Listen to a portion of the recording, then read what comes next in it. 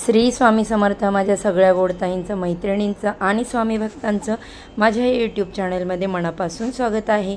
आजचा दिवस तुम्हाला सुखाचा, समाधानाचा, आनंदाचा आणि भरभराटीचा जावो हीच महाराजांच्या चरणी प्रार्थना करते आणि आपल्या या आजच्या नवीन व्हिडिओला सुरुवात करते। प्रत्येक घरामध्ये महिला देवपूजा करत असतात। खरं तर महिलांवर देवपूजेचा भार टाकू नये, कारण त्यांना इतरही घरातली भरपूर कामं असतात। कधीकधी काही घरातल्या पुरुषांना देवपूजा करायला वेळही नसतो आणि फारसा आवडतही नाही, त्यामुळे प्रत्येक घरातले पुरुष देवपूजा करतीलच असं नाही। मग काय होतं की सुट्टीच्या दिवशी महिलांना माहेरी किंवा अन्य ठिकाणी आठवड्यासाठी का होईना जावं लागतं। मग अशामुळे 8-8 दिवस घरामध्ये देवपूजा होत नाही, त्यामुळे घरामध्ये देवदोष लागू शकतो। आपण देवांकडे फिरकत नाही, देवांना अंघोळही घालत नाही, किंवा मग कधीकधी घरामध्ये नॉनव्हेज बनवलं जातं आणि मग त्यामुळे देखील देवापुढे दिवा लावला जात नाही। कारण नॉनव्हेज खाऊन कसा दिवा लावणार, कशी देवपूजा करणार, आणि मग त्याच्यामुळे देवपूजा करणे राहून जातं।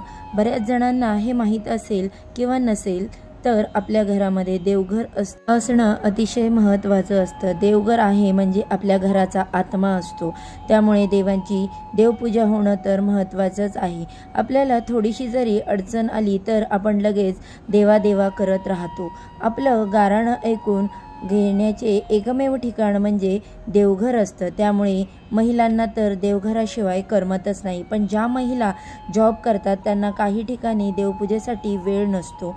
घरामध्ये रोज आपल्या देवांची देवपूजा केल्यामुळे, त्यांना स्नान घातल्यामुळे जे काही आपल्या घरामध्ये नकारात्मक ऊर्जा आहे त्या सगळ्या नष्ट होतात आणि आपल्या घरामध्ये सकारात्मक ऊर्जा वाढीस लागते। स्वतःला आपल्याला प्रसन्न वाटतं।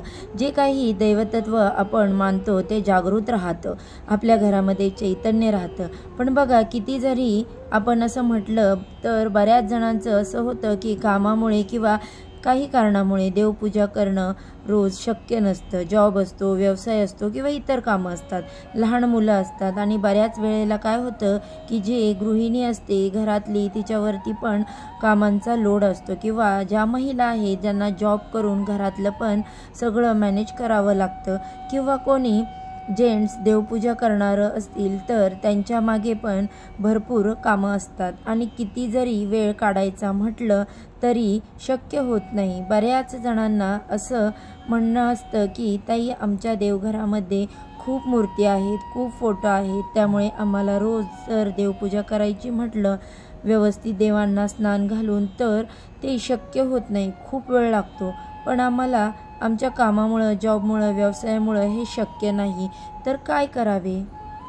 त्याला काय पर्याय आहे? लक्षात घ्या, तुम्हाला ज्या ज्या दिवशी देवपूजा करणं शक्य होईल देवांना स्नान घालून देवपूजा केली पाहिजे। पण बरेच जण असंही करतात की देवपूजा नाही जमत म्हटल्यावर त्या देवघराकडे कोणी फिरकत पण नाही, किंवा अजिबात दिवा लावला जात नाही, अगरबत्ती लावली जात नाही, धूप लावला जात नाही, कारण हा तर वेळ नाही आम्हाला, किंवा आम्ही देवपूजा व्यवस्थित केलेली नाही, देवांना स्नान घातलेले नाही, मग कशाला दिवा लावायचा, मग कशाला धूप पेटवायचा, कशाला अगरबत्ती लावायची।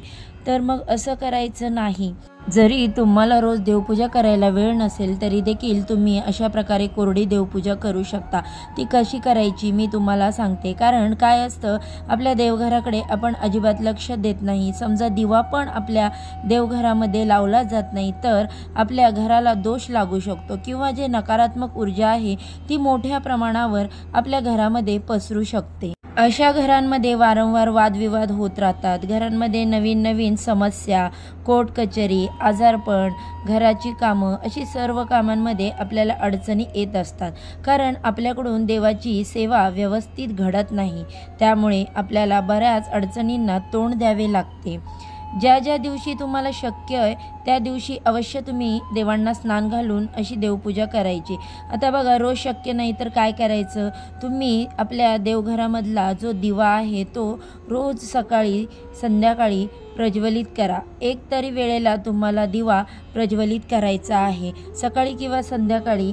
आता जॉबवरून तुम्ही, ऑफिसवरून संध्याकाळी किंवा रात्री उशिरा येता, मग हा वेळ असेल तुमच्याकडे तर अवश्य तुम्ही जेव्हा कधीही याल तेव्हा व्यवस्थित स्वच्छ व्हा, स्वतःची स्वच्छता आधी करा आणि त्यानंतर काय करायचं आहे तर आपल्याला आपल्या देवघरामधील दिवा प्रज्वलित करायचा आहे। सकाळी आपण जेव्हा कधी उठू तेव्हा तुम्ही स्वच्छ अंघोळ करून घ्या आणि त्यानंतर फक्त देवघरामधला जो दिवा आहे तो प्रज्वलित करा। त्याचबरोबर अगरबत्ती लावायची आहे किंवा तुम्ही धूप लावत असाल तर तो देखील लावायचा आहे। जरी तुम्ही आता देवांना स्नान घातलेलं नाहीये, तुम्हाला वेळ नाही आहे, तर तुम्ही दिवा लावायचा आहे, अगरबत्ती किंवा धूप लावायचा आहे। छान सुवासाने मन प्रसन्न होतं आपल्या घरामध्ये सकारात्मक ऊर्जा प्रवाहित होतात, नवीन चांगली ऊर्जा वाढीस लागते। त्यामुळे आपल्याला हे करायचं आहे। आता काय करायचं आहे, तुम्ही कापूर आणून ठेवा। त्यानंतर जो कुठला कापूर तुम्ही आणलेला आहे तुमच्याकडे आहे तो तुम्ही आयुर्वेद किंवा मग साधा जरी असेल किंवा भीमसेन कापूर असेल तर तो चालेल, देवघराच्या शेजारी तो ठेवायचा आहे आणि एका कापराच्या वडी तुम्हाला सकाळी किंवा संध्याकाळी जाळायची आहे किंवा जे आपल्याला धूपदाणी मिळते त्याच्यामध्ये ती प्रज्वलित करायची आहे। आरती सर्वांना माहीत असते, फक्त ती जरी आरती तुम्ही म्हटली तरी चालेल। आरती करत असताना घंटानाद करा। घंटानादाने काय होतं, घरामधील काही वाईट शक्ती असतात, नकारात्मक ऊर्जा असते जी लपून बसलेली असते ती दूर होते। त्यामुळे घंटानाद तुम्ही सकाळी करत चला। संध्याकाळी दिवे लावण्याच्या वेळेला तुम्ही अशा प्रकारे घंटानाद करून आरती म्हणायची आहे। हे खूप सोपं आहे। तुम्हाला आता ऐकताना वाटत असेल की खूप जास्त वेळ लागेल, पण बघा 5 मिनिटं लागतात फक्त दिवा लावण्यासाठी। तेल तूप जे आहे ना त्या दिव्याचं तुम्ही घालायचं आहे आणि देवघराच्या शेजारी एखाद्या बॉटलमध्ये तुम्ही भरून ठेवा। ते तेल दिव्यासाठी वेगळं ठेवा, तूप वेगळं काढा आणि तुम्ही तो तुपाने किंवा तेलाने दिवा प्रज्वलित करू शकता। धूप अगरबत्ती लावायची, कापूर जाळायचा, आरती म्हणायची। आपल्याला आहे जेवढं आवश्यक आहे किंवा जेवढं शक्य होतंय तेवढं आपण हे करून घ्यायचं। त्यानंतर जी तुम्ही वाहिलेली फुलं आहेत ती दुसऱ्या दिवशी मात्र तुम्हाला आठवणीने काढायची आहेत। जर नवीन तुमच्याकडे ताजी फुलं असतील तर ती फुलं तुम्ही देवांना अर्पण करू शकता, पण तीच फुलं आठवडाभर ठेवणं हे अत्यंत चुकीचं आहे। जर तुम्ही तीच फुलं आठवडाभर तशीच ठेवली तर प्रचंड प्रमाणात नकारात्मक ऊर्जा तुमच्या घरामध्ये तयार होते। त्यामुळे काय होतं, घरामध्ये वादविवाद भांडणं लागतात, नवरा बायकोंमध्ये वाद होतात, घरातील सदस्यांमध्ये वाद होतात, आजारपणं वाढतात। त्यामुळे बघा जी काही फुलं असतील ती देखील आपल्याला ठेवायची नाही। त्यामुळे दुसऱ्या दिवशी लगेचच ती निर्माल्यामध्ये आपल्याला टाकून द्यायची आहेत। आणि दुसरी गोष्ट म्हणजे एवढ्या मूर्त्या ठेवा की त्यांची तुम्हाला सेवा करणे शक्य होईल। लोक काय करतात, बऱ्याच मूर्ती बरेच फोटो देवघरामध्ये ठेवत असतात आणि त्यांची आपल्याला सेवा करणे शक्य होत नाही। लक्षात घ्या, तुम्हाला जर देवपूजा पण करायला वेळ नसेल तर तुम्ही अशा प्रकारे देवांची मूर्तीच फोटो आणणे टाळायचे आहे। मोजक्याच मूर्ती ठेवायच्या आहेत आणि त्यांचीच विधिवतपणे तुम्ही पूजन करायचं आहे। खूप जास्त मूर्ती फोटो असतील तर देवपूजा करायला देखील तितकाच वेळ लागतो। जर तुमच्याकडून हे होणार नसेल, देवपूजा रोजच्या रोज करणं जमणार नसेल तुम्हाला, तर तुम्ही एवढ्या मूर्ती किंवा फोटो घेणं टाळायचं आहे। आता समजा एखादी मूर्ती आहे तुमच्याकडे, एखाद्या देवाचा किंवा फोटो आहे, पण तुमच्याकडून ती सेवा होत नाही किंवा देवपूजा रोजच्या रोज होत नाही, तर काय करा, तुम्हाला ज्या देवांची सेवा होत नाही त्या मूर्ती किंवा फोटो तुम्ही विधिवतपणे विसर्जित केल्या तरीही चालतील। मूर्ती विसर्जित करताना दहीभात सोडायचा आहे आणि तुम्हाला अशा प्रकारे ती मूर्ती विसर्जित करायची आहे। कारण आपण मूर्ती फोटो घेतो, आपण सेवा करू यावरती म्हणून, पण आपल्याकडून सेवा जमत नाही किंवा त्या देवाचा आपल्याला साधं नामस्मरण करणं देखील शक्य होत नाही।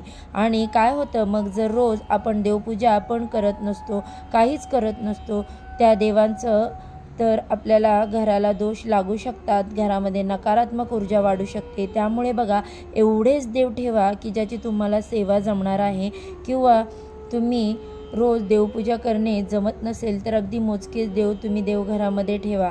फोटोज आहेत ते देवाऱ्यात ठेवा। खूप जास्त मूर्ती किंवा फोटोंची गर्दी करायची गरज नाही, कारण जितक्या मूर्ती फोटो जास्त तेवढाच तुम्हाला वेळ पण जास्त लागणार आहे। जर मूर्ती फोटो कमी असतील तर तुम्हाला कदाचित रोजच्या रोज देवपूजा करणं शक्य होईल। हे लक्षात घ्या, आपल्या कुलदेवीची सेवा करणं गरजेचं असतं, ते खूप महत्त्वाचं असतं. पण आता ज्यांना रोजची देवपूजा करणं देखील शक्य नाही, तर त्यांना काय प्रश्न पडणार की एवढा व्याप आहे कामाचा आमच्या मागे, मला ते पूजा पण जमत नाही, मग कुलदेवतेची सेवा आम्ही कशी करणार? तर लक्षात घ्या, रोज आपले जे कोरडे देवपूजा, देवासमोरचा दिवा लागतो किंवा अगरबत्ती लावली जाते, धूप लावला जातो, त्यावेळेस तुम्ही काय करायचं आहे, फक्त 11 वेळा तुमच्या कुलदेवीचं नामस्मरण करा. फक्त 11 वेळा. आणि कुलदेवतेचं स्मरण तुम्हाला येत नसेल किंवा तुम्हाला जप माहीत नसेल तर तुम्ही ओम ऐं क्लीं चामुंडे विच्चे या 99 मंत्राचा जप 11 वेळा करा.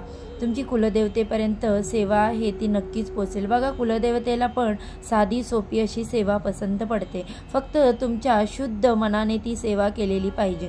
पूर्ण श्रद्धेने ही सेवा तुम्हाला करायची आहे.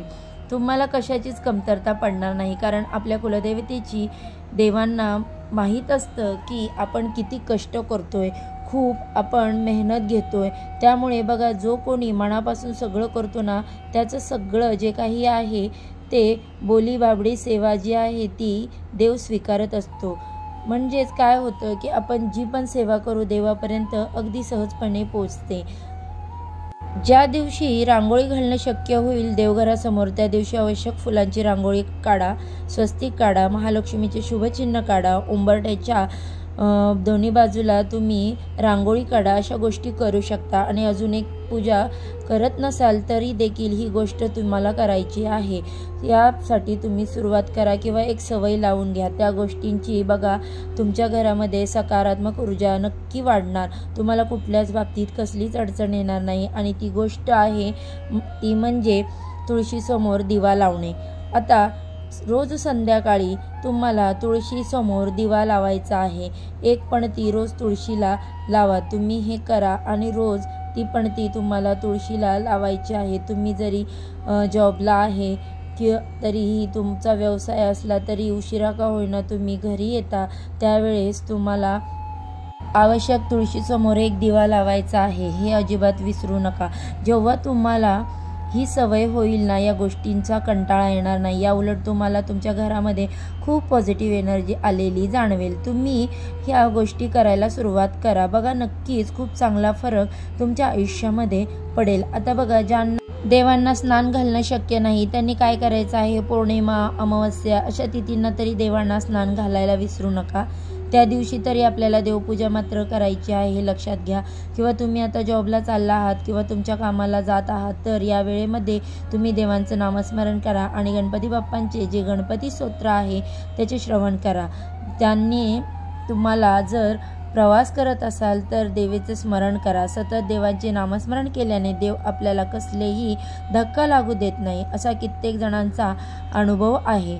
या गोष्टी तुम्हाला करायच्या आहे. जर स्वयंपाक करताय तर तुम्ही अशा वेळेला काय करायचं आहे, नामस्मरण तुमचं सुरू ठेवायचं आहे. अशा प्रकारे ही जी कोरडी देवपूजा आहे तुम्ही करू शकता. लक्षात घ्या, देवघरासमोर सकाळ संध्याकाळ फक्त दिवा आणि एक अगरबत्ती एवढं तरी आपल्याला लावायचं आहे. हे खूप महत्त्वाचं आहे. फक्त देवघर असून उपयोग नाही, तर आपल्याला जिथे एक दिवा हा नक्कीच लावायचा आहे. बरेच जण देवघराकडे फिरकत नाहीत आणि कधीच देवघरामध्ये दिवा पण लावत नाहीत. हे अत्यंत चुकीचं आहे. त्यामुळे आपल्या घराला नक्कीच काहीतरी दोष लागू शकतात. त्यामुळे जर ही चूक तुमच्याकडून घडत असेल तर ती आत्ताच थांबवा आणि आत्तापासून तुम्ही लगेचच देवघरामध्ये दिवा लावायला सुरुवात करा. आणि हा व्हिडिओ जो आहे तो जास्तीत जास्त शेअर करा, म्हणजे सगळ्यांना ही माहिती कळेल आणि नक्कीच बऱ्याच जणांना या माहितीचा उपयोग देखील होईल. तर बघा, आजचा व्हिडिओ आवडला तर व्हिडिओला लाईक करा, चॅनलला सबस्क्राईब करा आणि असेच नवनवीन माहितीपूर्ण व्हिडिओ पाहण्यासाठी बेल आयकॉन देखील क्लिक करा. चला तर मग आजचा व्हिडिओ इथेच संपवते. उद्या अशा छानशा माहितीबरोबर पुन्हा नव्याने भेटूया. सर्वांना श्री स्वामी समर्थ.